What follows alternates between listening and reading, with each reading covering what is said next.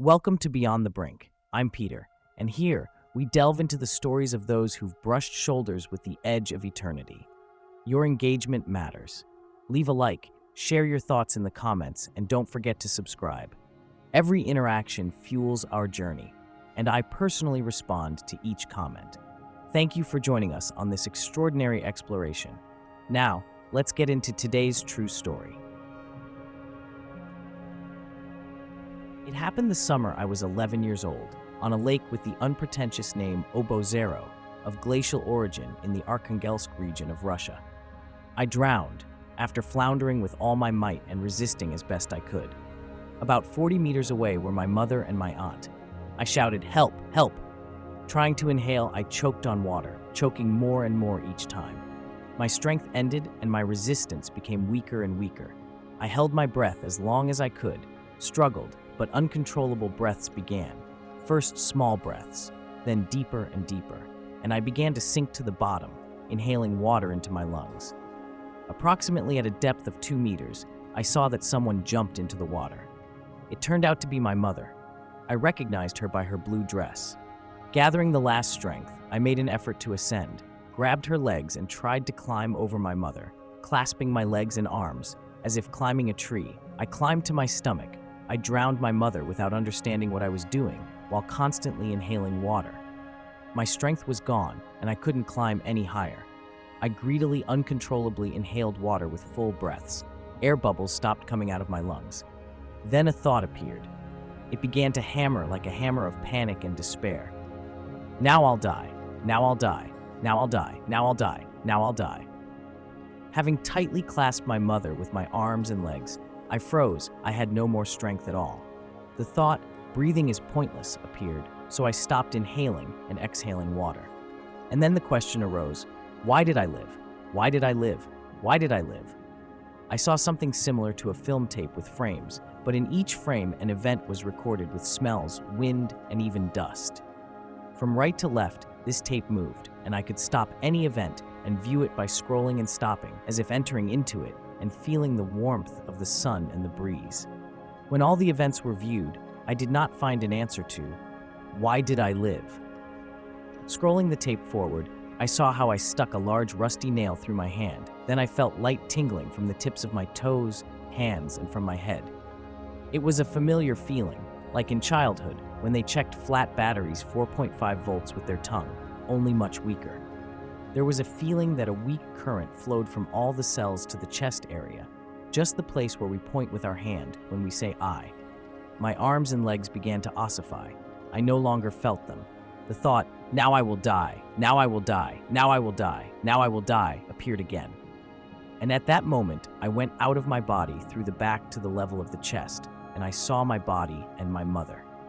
I thought, finally I died. I felt such a relief that there is nothing to compare for. Moving away from my body, I clearly saw everything around in the water, slowly moving further and further away. At a distance of about 5 meters, I was still looking at the body and my mother, saying goodbye and rejoicing, finally, I died. Then I flew into the hole just a little bigger than me. There was darkness all around. I saw it as a wall, plain, in which there is a hole. I could still see my body through this round hole, but there was no more water around. There was complete darkness. Moving away, I saw that I was moving through the dispersion of particles, as if a light fog, and I began to turn in the direction of movement to the right. Turning around, I saw a yellowish glow through the dispersion of light particles. Moving through these clouds of particles towards the light, I felt an all-consuming feeling of love. The closer to the light, the more I was filled with warmth and joy. And then I heard the voice, "It is not yet your time." I was immediately turned by an invisible force, and I flew back at a speed 10 times faster than before. I flew through the hole into this world and ended up in the water, but the body was no longer there. I turned around and saw that the body was being dragged ashore, and the legs were dragging along the bottom, leaving furrows in the sand. I immediately flew to the left heel, and, frozen for a moment in front of it, was surprised how huge it was. What an interesting pattern of papillary lines. Of course, I didn't know then what they were called, but I could draw my imprint of the heel on paper. It surprised me so much. I was about the size of the lens of an eye.